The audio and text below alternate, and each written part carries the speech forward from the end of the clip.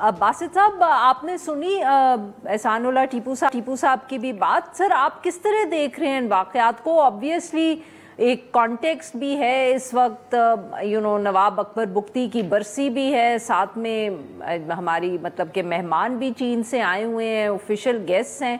आप do you think there is a larger context to these attacks that happened today?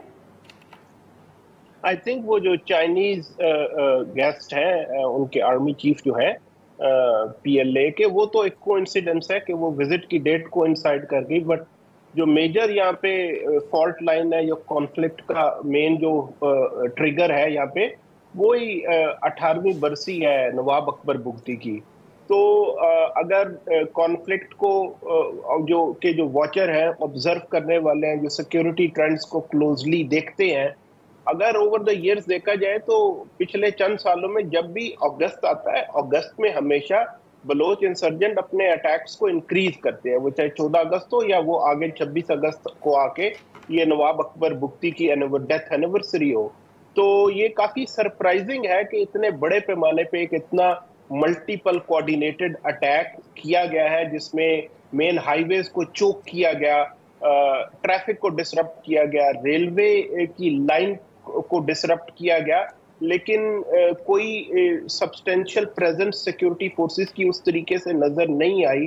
So it's a huge security failure, number one. Number two, मेरा ख्याल है जो एहसान बात कर रहे थे वो बड़ी इंपॉर्टेंट है कि यहाँ पे ये ग्रुप्स अब काफी इवॉल्व कर गए हैं।